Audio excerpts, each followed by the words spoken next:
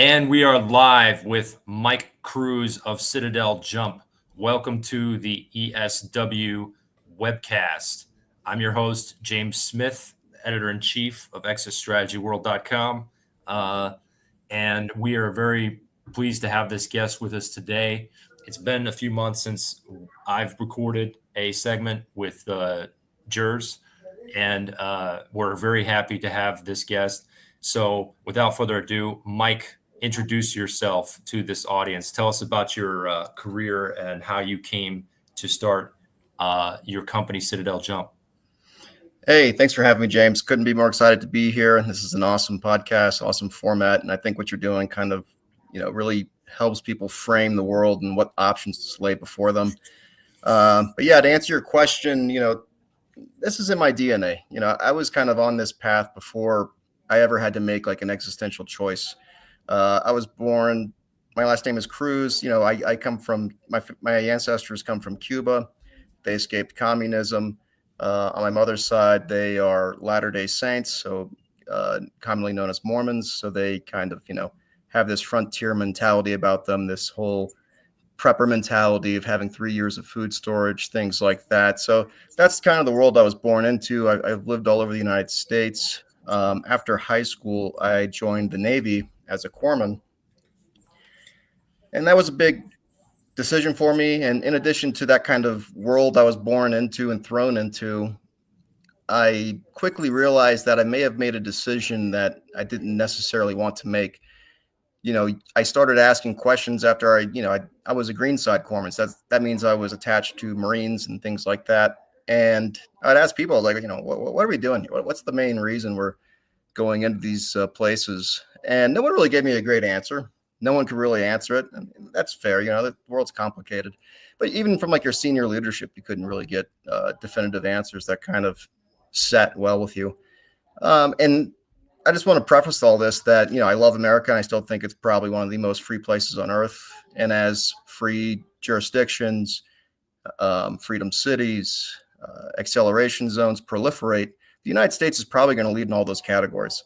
So even though I'm being a little critical here in this introduction about what kind of set me on my path that I'm in right now, I still love America. But yeah, going back to your question, that didn't sit well with me, and it made me question things. And you kind of have to ask yourself, when you're in a combat position, am I really willing to die for something that I don't have a good answer for myself or the people around me that are serving? So I would say that's one big thing. And then when I went to Columbia University in New York, after I got out of the military, I studied philosophy. I had a lot of great conversations with friends that studied financial economics, and we were basically gravitating towards Bitcoin, many of us, and we were kind of understanding that money in the United States and in the world at large was being used as kind of like a tacit tax on everyone that no one was really aware of. It was kind of stealing economic viability out of families and people. And so it was really easy for me to see Bitcoin as ethical money, something you could store your savings in and something that you could use, and you could always understand it fully with a node. Whereas you can't really do that with the Federal Reserve. No one really knows what's going on, how our money system works. There are people that are much more acquainted with it than others, but generally speaking, it is a Leviathan. And I don't think that really sits well with people either. Yeah, I mean, everybody's kind of come to it from different directions. I know for me, I didn't join the military. I grew up in a military family in Texas, and grandfather was career Air Force. He died of pulmonary fibrosis from exposure to Agent Orange, literally within a couple of years after he took forced medical retirement. Sorry to hear that. I had my father served in Desert Shield, Desert Storm. He was a C-130 pilot, and then my older brother was also career Air Force and recently retired to the airlines he's flying for now. But it's something that for me, a lot of things didn't hit home until the son of one of my middle school teachers that I grew up around. He He was killed by an IED in Iraq. This was in the spring of my senior year, around 2004, and at university. And I started questioning, our foreign policy a lot more when things started to hit home. And I guess you could say I went through a journey that a lot of people went through. I had been exposed to libertarianism as an undergrad, done speaking engagements and events with the Libertarian Club on campus, sat next to Ron Paul at dinner when he took the time to, dine with some college kids, and, saw the enthusiasm for his 2008 campaign, and that some of my friends were involved in, or acquaintances from college were supporting. But I really didn't understand fully what was, it's a lot of what was going on, that the money system was central to the problem of liberty and the loss of liberty in the United States until the 2008 crash hit. And I happened to be a junior broker at the time at one of the leading Wall Street firms, and in my native state of Texas. And they let go pretty much the whole office I was in at the end of 2008 or early 2009. And that led to a lot of the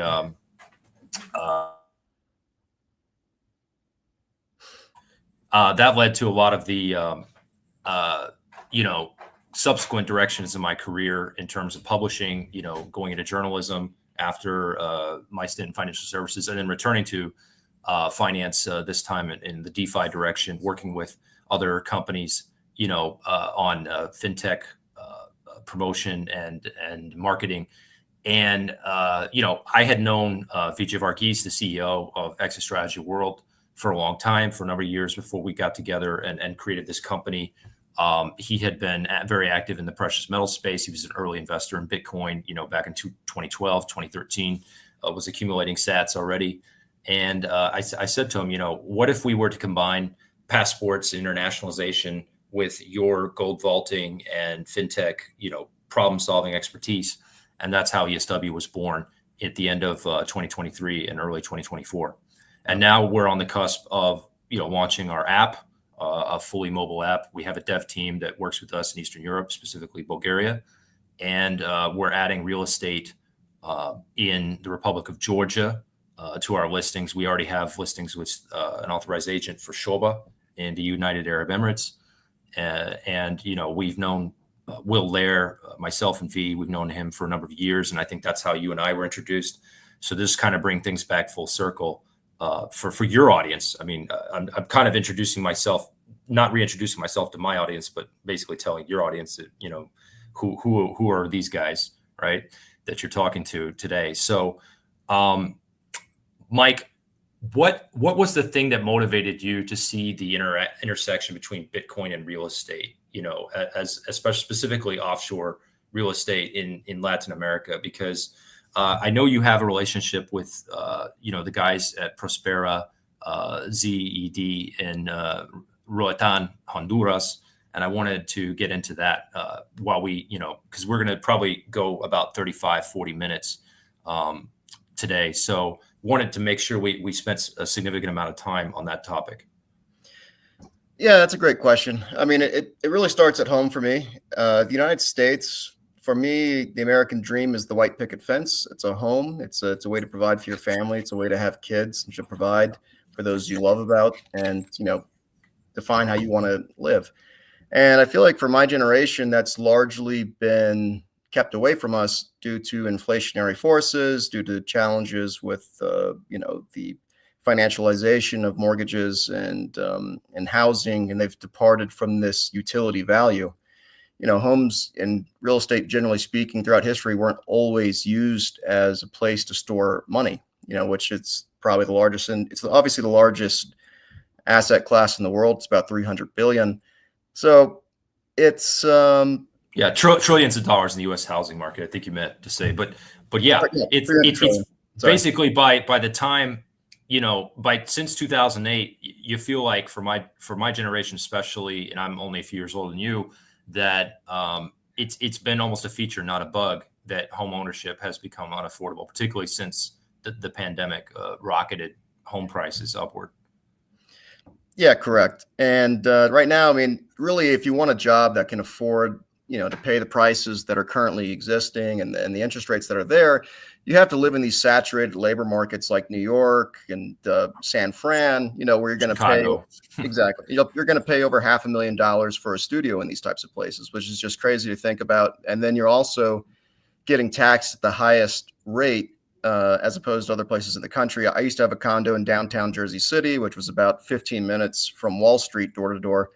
And I had one of the highest property taxes in the country. I think it was the top. So on top of getting all these city taxes for working in the city, it was just a rat race, So even where you think places that you think you're getting ahead, you're also just having an enormous amount of your capital being siphoned off from you. And you're having demographics worth, like age demographics worth of people being negative capital in that negative capital state for some of those important times of their life. They're straddled with student debt, and then they've got to get these mortgages, which are just taking an enormous amount of their income.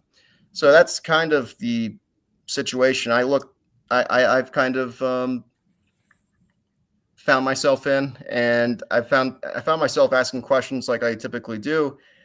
Like, And you were doing, and not to interrupt, but you were doing pretty well for yourself in New York City. I mean, you were managing properties, multiple properties. I think we talked off the air about that, and some other things for, some pretty significant family office type holdings in New York. But yeah, you still weren't quite getting ahead the way you wanted to. Well, I was doing pretty good. I left mostly for COVID reasons. I just didn't want to be in the city during draconian lockdowns. I worked for a major vertically integrated supermarket, food distribution company, and real estate holding company, and I was considered a special project lead that oversaw a lot of differing projects. We did a lot of development, acquisitions, rezonings. We worked hand in hand with the city, the state government, and it was quite an interesting learning experience. But yeah, I was doing quite well. But you also got to see real estate from a very interesting standpoint. A standpoint that makes you realize how power truly operates and how our real estate markets are really determined and how projects happen. And it's just not accessible to really anyone outside of legacy families, which is fine. It's no fault of their own. It's just the way things are. But yeah, going back to how I kind of got driven more towards emerging markets, I'll call them. And just so you know, we also focus on America, and we have quite an interesting pipeline coming up. Yeah. But I was just asking general questions. It's like, where in the world does it make sense to live? Where in the world is it going to be where people can address the problems of our time? I think AI is going to be a huge disruptive force. I think inflation is going to get worse. I think, and a lot of people think this, in inner cities, things are going to get really, really bad once labor is totally disrupted. You could be looking at massive crime, things like that. Yeah. That's where I was kind of asking, like, who's really going to address this and set themselves up to function well? I mean, Larry Fink has even come out and said, in a AI world, small, I don't know if he says the word homogenous, but he talks about small countries where there's not a huge, everyone kind of, I'll just say homogenous groups are going to be able to navigate what happens, and they're going to be able to take care of their citizens the best, and they're going to be able to address the issues that arise with AI. And that doesn't sound like the United States. And and that's a funny point, ironic point you bring up. Number one, because Larry Fink and a lot of the mega banks that he represents or kind of almost personifies, they've been behind this open borders agenda. They've been behind the 15-minute cities agenda that we all got to, cram into more and more smaller urban spaces for the good of the planet and all of these things. And yet at the very moment that Europe is still leaving the borders open. I mean, there have been certain exceptions. Denmark and a few other countries have cracked down. Poland, obviously, most notably Hungary. But at this very moment that they're still trying to keep the borders open, especially in Spain and Western Europe, France, the UK, and Germany, to an extent, they're trying to pretend like they're getting more restrictive on migration. they're telling you that, they're going to automate all these jobs that supposedly the natives won't do. And this is sort of the twist or the conundrum. And I was discussing this with the jurors a few months ago in the spring when I had him on, and he was talking about, for those who don't know, the jurors is a guy on X that, we've probably both interacted with, who's, Yep. He's pretty well known in the offshoring internationalization circles on X, on Twitter, and he's a friend of Francisco Gonzalez, is a friend of mine, going back to 2006, who co-runs the Economic Club of Miami. He was saying, that basically they don't want Americans of Italian heritage coming to Italy, who had one Italian grandparent or what have you. They're cracking down on that, they're restricting that. But at the same time, the boats are still coming over from Libya, from North Africa, full of migrants in Italy. And you're thinking to yourself, what is the agenda here? Is this a feature or a bug that they want more, let's say, a narco tyranny at the bottom and, a longhouse at the top or in the middle of what's left of middle management? And certainly having worked in, financial spaces for major corporations remotely and contractually, I've seen a lot of things in the last few years that I don't like in terms of the overall trend towards, let's say, white collar journeyman tendencies. And that's one of the reasons I started this company, was, to get a lot of things going, for myself and for my family and for my business partners, in ways that, you only know where things are fully going to go once you get in the stream. That's one of the things about entrepreneurship. Like sometimes a chance meeting or an opportunity arises and you see the mega trend and you don't know how to profit from it. And then you come alongside somebody who tells you, well, this is what we're doing. We're creating these communities with, that are on chain, that are Bitcoin friendly, that are liberty minded, where your in some cases your homeowner dues or your association dues are paid by Bitcoin, investing in Bitcoin mining, and it clicks. You think, wow, this guy is really jumping on the mega trend of the future, and people just saying, you know what, I'm opting out. If I can work remotely, or if I can achieve an online business of my own, then I'm out of here.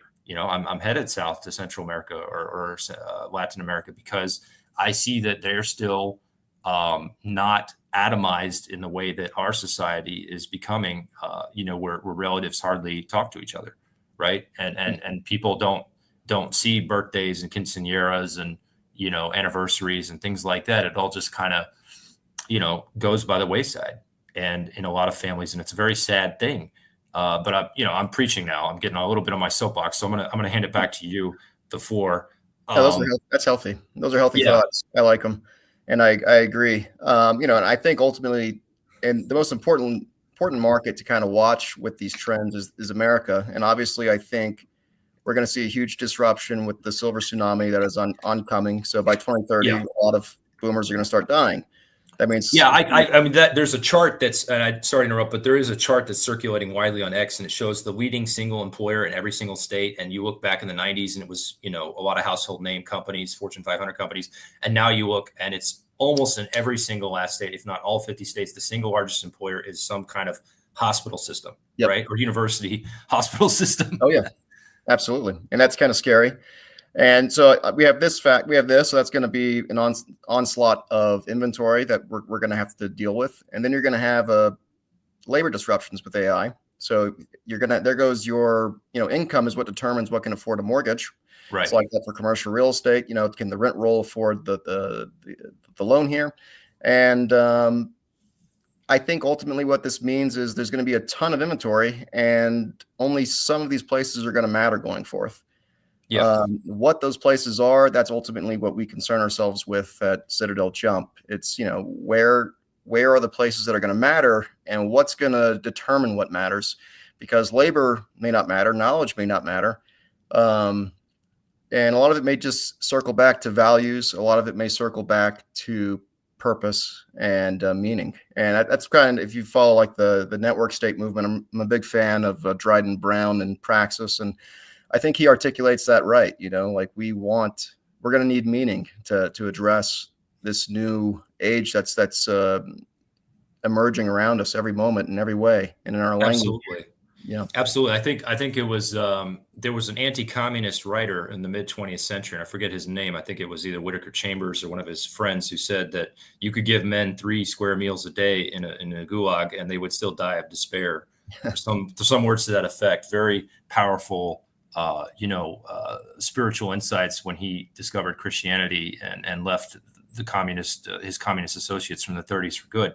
And I think about that too, because I feel like the spiritual essence of communism is still in globalism. Even though communism collapsed for economic reasons because it was completely unworkable economically, it's still you still have the Trotskyist zeal with the color revolutions and take down governments and sort of absorb everybody into the same. Everybody's got to wave the rainbow flag blob globally. And again, that goes back to, what is the sense of community? What is the sense of values? How does a nation state define itself? What is the nation state even for? Where a lot of people claim it's obsolete, and Yeah. I know there's people who, both out of conviction and maybe out of sense of where the zeitgeist is going, like Tucker Carlson, who jumped on that train and ridden it a long way. And you even see these things where, maybe certain conversations and taboo subjects that previously wouldn't been brought up are now out in the open. And, I wrote a piece about this for the ESW Patreon before I shut down the Patreon, and we were starting to shift over to the exitstrategyworld.com site, the new site, where I talked about communities, and I talked about, the fact that the Amish and the Mormons are still growing, and a lot of, let's say, formerly Protestant or formerly Catholic white American communities are kind of dying out, especially in rural areas, because they don't seem to have that sense of connection or sense of community purpose anymore. Has been lost because the young people have moved to the cities and the old people are kind of off on their own, again, very atomized, or they're just put in retirement communities where they're not really active or integrating with people around them. One of the hopeful trends I saw recently was the fact that some retirement communities, you talked about the Silver Dawn or the Silver Tsunami a minute ago, are actually being placed near college campuses, which I think could be a very good thing, because at least it gives more of these people in their late teens and early 20s some life perspective of, wow, what do I want my later years to look like? Should I put off having kids, or should I have kids young so I have grandchildren around me when I'm approaching retirement age, and things like that. No, that's a great point. Seeing our elderly perish alone, it should bother us. It shouldn't sit well, and this is symptomatic of a lot of things that are we're not okay with, and this is why we're having this conversation now. So I think that's a salient point you're making there. And as someone who's done some real estate deals in the senior living space, it's sad. Yeah, we actually have a mutual connection. I noticed on LinkedIn in the senior space down in Georgia. I forget the guy's name right off the top of my head, but you probably know who I'm talking about. There you're talking about. Yeah, exactly. And yeah, and let's talk about the onshore communities for a second, and then we'll segue back to LATAM and also what's going to be happening over the next year as you plan, according to what we discussed off the air, in Europe for you. Tell us about what you're doing in the Intermountain West with these communities. I don't know if it was in Utah or is in Wyoming, but it's in the Intermountain region of the United States. Because I recently had a friend who moved from the city where I grew up in and was born in Texas with his family to Sheridan, Wyoming, which is an interesting little town. Yeah. That's growing very rapidly with a lot of transplants. So let's talk about these communities for a second in the United States. Sure. Yeah. So this is very, very preliminary. So I apologize. I'm not going to be able to say too much, but I am working with quite a few groups in Wyoming. I would say center west Wyoming. And this is primarily rooted in Bitcoin and in proliferating Bitcoin circular economy in certain cities. So people have the ability to transact together and build up their local economies and make them more resilient. And these are already resilient communities. These are frontier type Americans. So that's a very self-sufficient type of community. They're all about growing their own food. They're about, raising their own cattle, their own things. And really, they just want to be self-reliant. And that's we're just trying to bring attention to this, trying to get this to grow, trying to make it so we're not living prescribed lives. I wish I could be more specific for these specific projects, but it's so preliminary that I don't really want to say too much more. Sure. But there's, I would say there's almost a network state galvanizing in a certain city. It's unbeknownst, but there is a network state essentially developing, and it's slowly integrating the community, and it's slowly making the community more resilient. You're having boomer tradesmen that are now sending lightning invoices and things like that, and there are young contractors in real estate that are developing homes that are efficiently employing the existing heating systems so they can actually bring Bitcoin.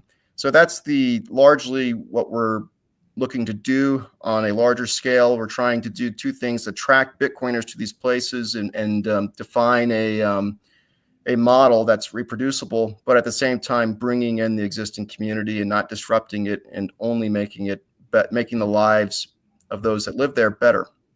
So that's the large picture for this community in Wyoming. Yeah, I mean, I've had a little bit of exposure to some of the onshore, let's say, alternative or purpose-driven communities that we were talking about a moment ago through the guys at New Founding in Dallas. They one of their patrons, or the guys who set up that nonprofit org, has a development called Ridge Runner in Tennessee. I think it's in the eastern Tennessee mountains. So there's a lot of communities like that are starting to come together. That are purpose-driven or have a particular ethos. And you mentioned a moment ago, I think it was you were talking about the what was it?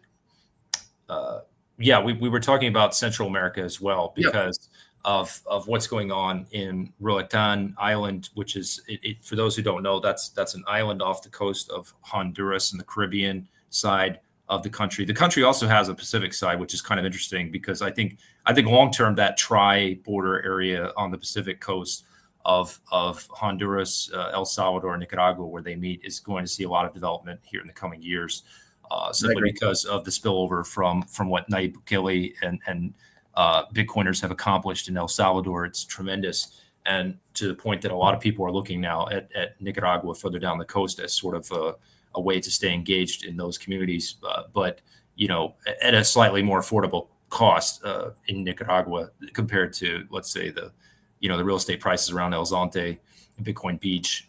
But if you go further inland in El Salvador, there's still some great deals. Obviously, our friend William Lair, Club Cocal, can help anybody out who's listening to that with that. And we're going to have a referral page to Club Cocal on our website. And when we launch the app as well. So tell us a little bit more about your association with the folks at Prospera, ZEDE, ZEDE. How did that come about? Yeah, so I'd known about Prospera for a few years, and then last year in Prague, I went to the Free Cities Conference, and put on by Liberty in Our Lifetime. They're an awesome group, and I intend to attend this year as well, where I'll probably also be giving a presentation on these communities. But yeah, I last year it became more clear what it was as a project. At first, you were hearing like these loose descriptions of it being some type of libertarian utopian project, and as I learned more and more and more, it became a lot more complicated and a lot more diverse of a project. And I kind of heard about it when they were first seeing some challenges with the current administration that was challenging the implementation of the ZEDEs and trying to rule them unconstitutional. They're obviously that they haven't been able to double down on that as if they would like to, because there's agreements in international court that are holding them accountable, thankfully. But overall, the ZEDEs are operating as they always have, and things are going great. And investments happening quite regularly, and more people are coming to live there and visit and invest with their businesses as well. Businesses are just going up and to the right. But yeah, it's something I became aware of a year ago, and I've just been going back and forth this past year. I've already gone twice. I've probably spent 2 months there over the last year, and I'll spend another month or two at the end of this year. I'm currently advising on a Bitcoin district in the SEDE itself. But yeah, these were very, very intelligent, good people that created this zone, this concept. Honduras, is not a wealthy country. They have a lot of challenges in attracting capital investment. So this came out of a need. The zones themselves came out of a need to attract capital. So these group of lawyers essentially and politicians looked at all the different zones across the world, charter cities and special economic zones, and they kind of took the best parts of their charters and their legal frameworks and put them together to create what they have now in these ZEDEs. In Honduras, you have Morazan, which is more of a working class ZEDE, and people are living having much better quality of life in that ZEDE itself, and compared to their counterparts in this very, very poor area. And then you have Prospera, which is very ambitious in what they aim to achieve. They aim to accelerate crypto. They aim to accelerate longevity sciences, biotechnology, and they're doing quite well. And that's when I typically go when a network state by the name of, they're a layer 2 of Prospera. If you consider Prospera the layer 1, the layer 2 is Infinita City, led by a gentleman by the name of Nicholas Onzinger, a German who is, he runs a small VC. He has his own kind of framework for helping startups and that are concerned with longevity sciences and crypto, and he attracts investors. They recently had Tim Draper come in and invest $1 million in 4 different companies. So they are, they're doing special things down there in this zone, and it's really captured my imagination because it's just so hard to define what it is. They have their own regulatory arbitrage framework where you can pick and choose from various legal frameworks that you choose to operate under. You have to still obey Honduran civil law, but if you're a financial services company, there's a lot of leeway in how you're going to define yourself legally and what you operate under legally. And it's very unique. And for those that are savvy, there's going to be a lot of opportunity there. For the big picture, though, where they seem to be seeing the most value that they can add, it seems to be in longevity sciences, because outside of the FDA and then all these various cumbersome regulatory processes in the United States, it's about 1/100th of the cost as it would cost in the United States to do a lot of these trials and get to that point. So whereas in the United States it'll cost you about $1 billion, it might cost you $1 million in Prospera, from what I've seen in presentations, to accelerate some sort of longevity therapy or something like that. So that's very promising.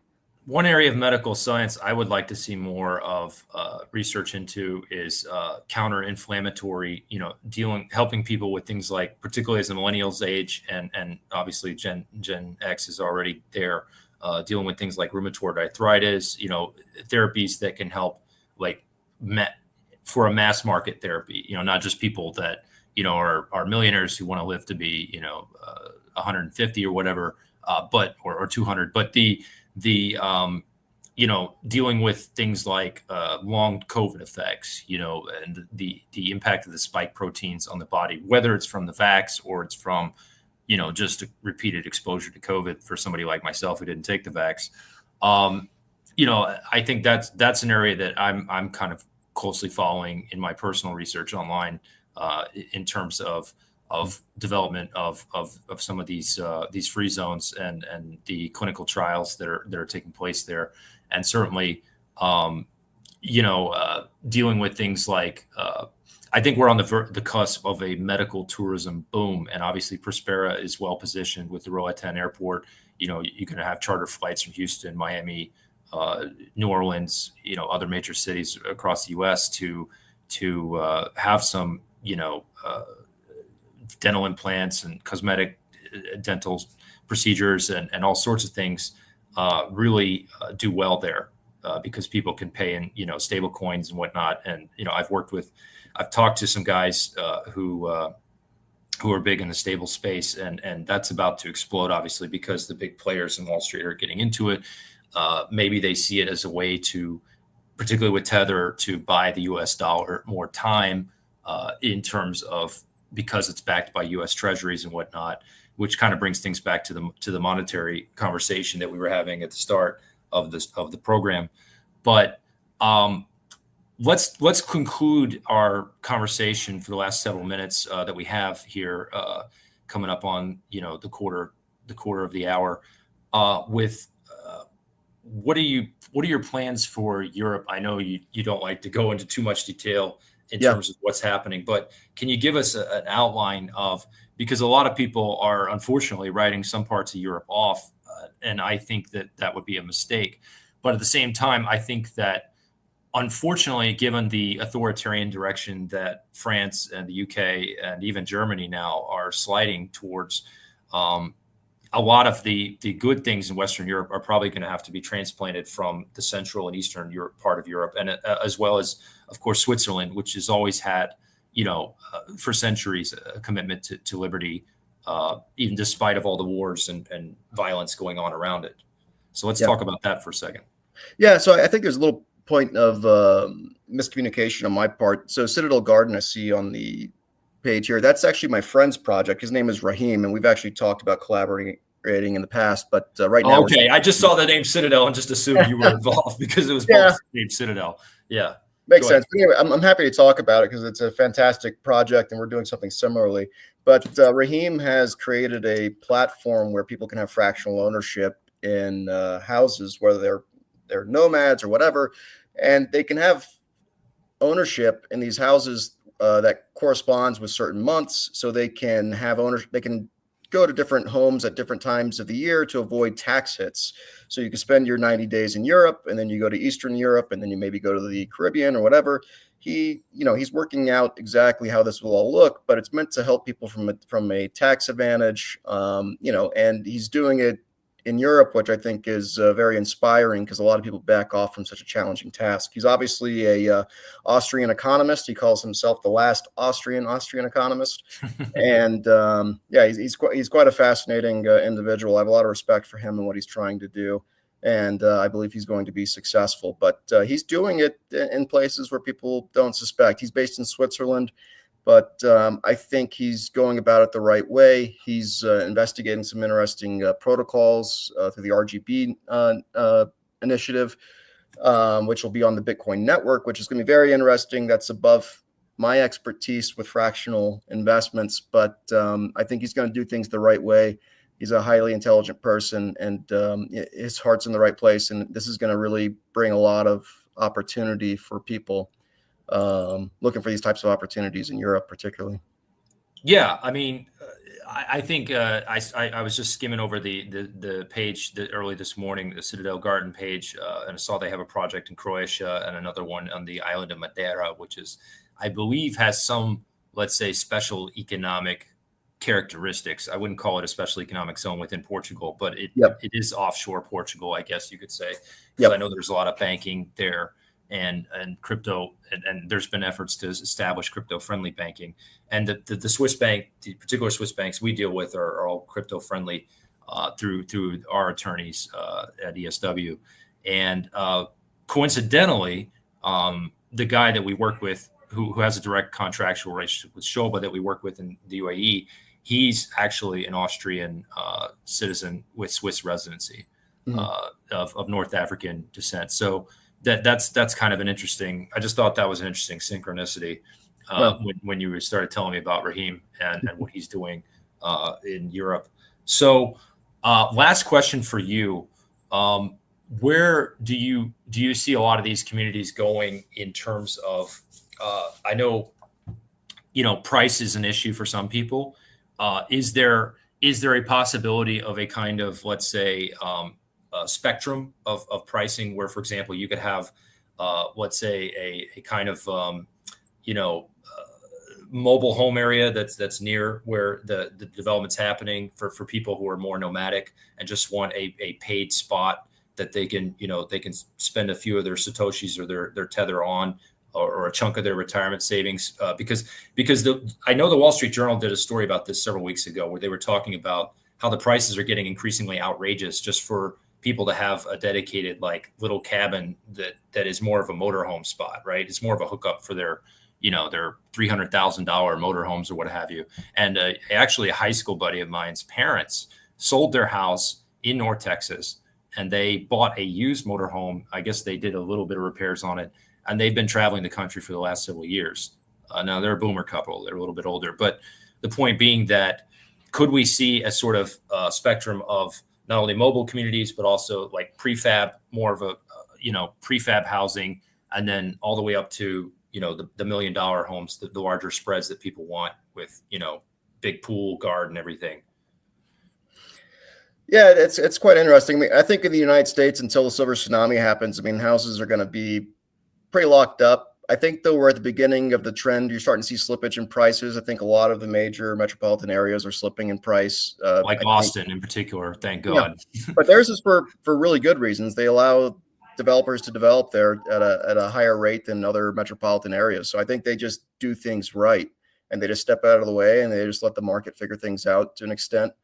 I'm not like an absolutist, like libertarian or whatever, where I think like the free market solves everything. It might. I mean, I just don't know these things, but I just think that they're doing something that a lot of cities need to be looking at seriously, because it obviously works. That's a serious labor market. That's a serious state where a lot of companies are at. So the fact they're making it work should really be making people question how they're managing their cities right now. From a regulatory perspective. Yeah, for sure. And especially in the ability to build up for, younger people who don't want as much space, don't need the yard and et cetera.